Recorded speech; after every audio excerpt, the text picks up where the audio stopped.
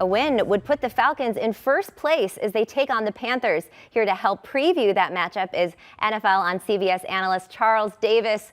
Charles, Thursday's game is likely impacted, as are you, by Tropical Storm Nicole. Heavy rain and up to 20-mile-per-hour winds are expected. It's really the perfect storm, if you will, for an old-fashioned ground and pound. That's bad news for the Panthers, who were absolutely torched by the Bengals' rush attack. Joe Mixon went off for 153 yards and 4 touchdowns. Atlanta star back Patterson, well, he returned to the lineup on Sunday versus the Chargers, and he had 2 scores himself. Is he likely a key for this game on Thursday? Well, Katie, before we even start there, I feel like I should hold up a newspaper with the date on it because I feel like I'm coming to you from an undisclosed location. So I apologize for the background and the scenery, et cetera, et cetera. But I think that, yes, Cordero Patterson is going to be a big key in this ball game now that they've got him back, because we know he was drafted as a wide receiver. We know he really made his bones as a kick returner. In fact, he was such a prolific kick returner that Mike Prefer, now the special teams coach of the Cleveland Browns, who coached him in Minnesota, gave him no parameters for bringing kicks out of the end zone. And you and I both know that you always tell a kick returner, if you're X number of yards deep, you just stay in there. Cordero Patterson had the green light all the way through because he was so great at what he did. Then he found new life in the NFL in New England when they started letting him get running back plays. And now he can do it all. So when I think of him, and if I'm designing things and I'm Arthur Smith as their head coach, I'm thinking of what we call people plays, meaning you put that person in the spot that you want to get the football. If you want him to get the football receiver, you put him there. If you want him at running back, you put him there. You want him at agent, you do whatever to put that person in the spot to get the football and to make plays. People plays for Cordero Patterson. The other key for this game to me, Katie, is Dean Pease is the defensive coordinator of the Atlanta Falcons. He blitzes as soon as he wakes up in the morning. That's what he likes to do, pressure people. The Carolina Panthers quarterback situation is well documented. P.J. Walker, Baker Mayfield, is Sam Darnold back? I don't know. I don't care who it is. Get after him. Grits blitz, as they like to call it, when Landville was the defensive coordinator in Atlanta, and they went to the playoffs under Lehman Bennett. The Grits blitz was in vogue. Grits blitz redo. Let's do it one more time and get after the quarterbacks of the Panthers if I'm Atlanta. Let's get some grits, blitz, and maybe some pancakes as well there in Atlanta, or for Atlanta, rather. All right, Charles, the Panthers seem to lack an identity this season. They lost Christian McCaffrey and have no clear QB1. It's a rotating carousel of Baker Mayfield, Sam Darnold, and P.J. Walker. Walker, of course, getting the start. With no identity on offense and a defense that just gave up 42 points to the Bengals, how does Carolina bounce back? Yeah, and that's the hard part, isn't it? Because when you look at the small sample, you just say to yourself, my God, they've got nothing. And in a lot of cases, you would be right. But this really is a defense-first team. That's where their talent lies. That's where they spent their draft capital. How many drafts ago was it, Katie, that every draft pick they took was a defender? It's like 2 drafts ago. So this is what they are about. Steve Wilkes is the interim head coach. Where did he make his name? Oh, that's right. The defensive side of the ball is a well-respected defensive coordinator before he became the head coach of the Arizona Cardinals. You know, Al Holcomb was the interim defensive coordinator. He's been on the defensive side of the ball for a long time. All their best players, not all, but a good number of their best players are on the defensive side. That's what they need to be, a defense-first team. That's where it has to go. They should bounce back from giving up all those points to Cincinnati in this one. And the last part is, can a quarterback emerge? You mentioned the carousel there. You know, my friend Paul Burmeister works with you. He should be getting a start at quarterback for the Carolina Panthers right now. Paul can play, all right? I'm not sitting there saying Baker Mayfield can't, P.J. Walker can't, Sam Darnold can't, but it's not working. They've got to find someone who can emerge and give them some stability at that position. It hasn't happened so far. Can one of them do it? I know P.J. Walker's going to start, but I don't know if he'll finish in this one. This is a tough task for them, even though in the last ball game, they were a helmet coming off from actually winning that game against Atlanta. They blew a big opportunity with that. Charles, first I have to say that Paul is in the studio. I got a fist pump when you mentioned him, and I'm going to have to talk to him about how well he can play. This is my first time hearing that. I'm pretty excited. Katie, do your homework. The man could spin it. Okay. And by the way, his son is going to go to Notre Dame next year and play lacrosse. Yes. I saw his son spin a football at the age of 4 that my 25-year-old son is still talking about. and he was upset playing lacrosse. He's like, I saw Ben Burmeister spin it when he was 4.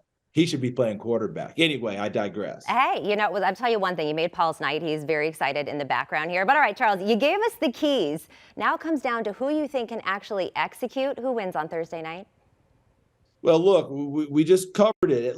Carolina was in position to win the game. Yeah, it was a Hail Mary, but what a throw by P.J. Walker. What a catch by D.J. Moore. And as NFL rules really pointed out, really, the penalty wasn't DJ Moore. It was teammates of his who actually had their helmets off at that time that really got them in more trouble than DJ Moore when we analyze it more closely.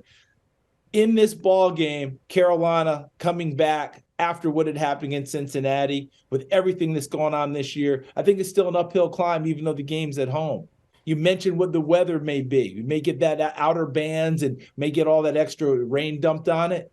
That points towards Atlanta for me. Marcus Mariota at the quarterback position can get quarterback runs in. All right. We know what Cordero Patterson could do because we talked about moving him around.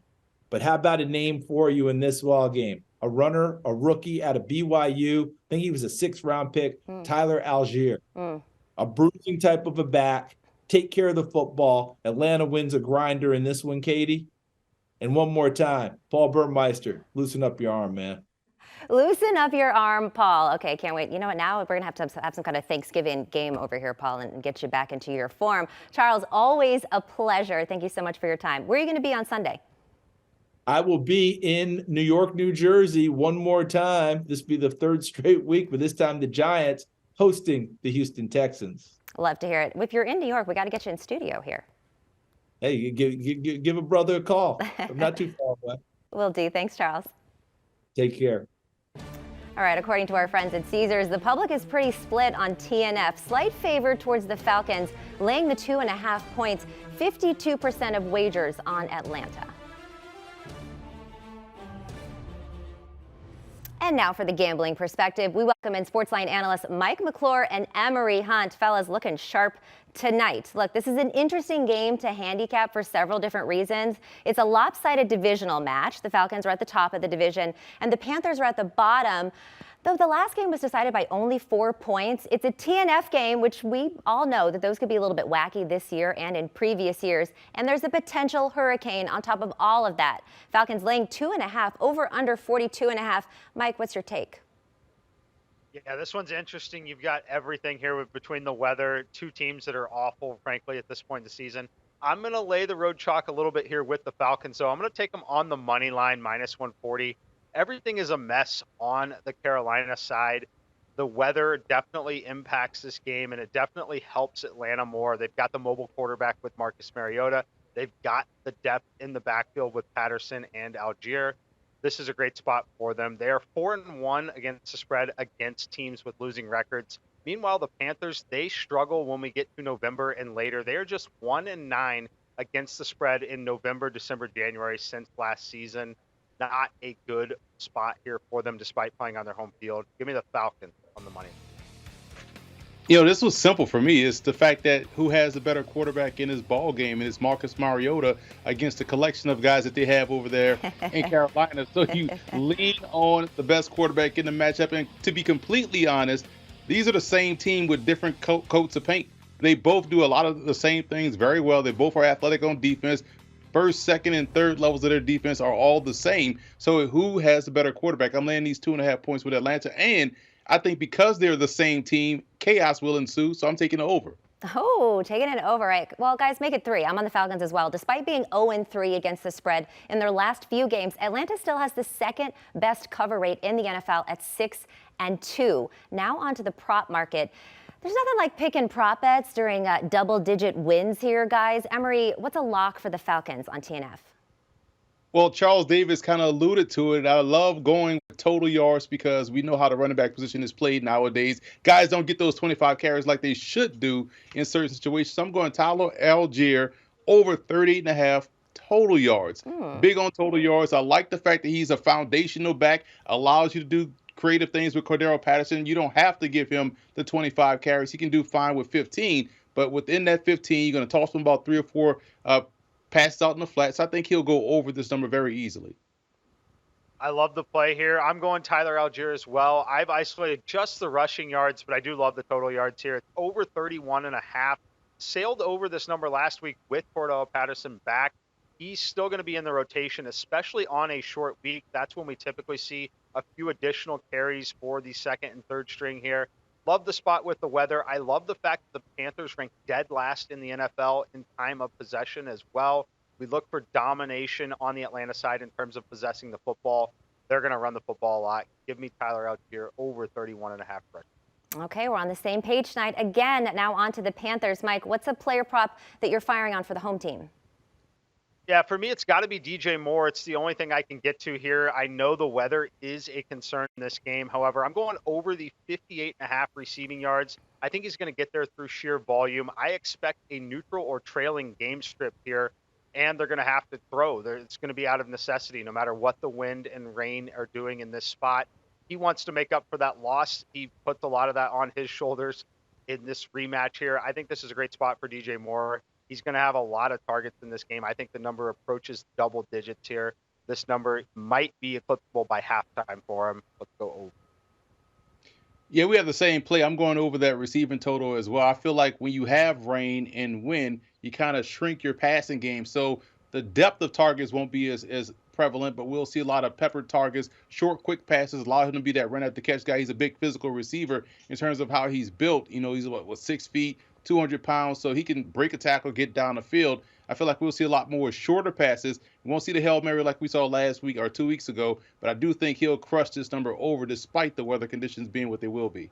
A Hail Mary in those weather conditions would definitely be a sight to see. Emory Hunt, Mike McClure, thank you so much, gentlemen. We'll see you soon.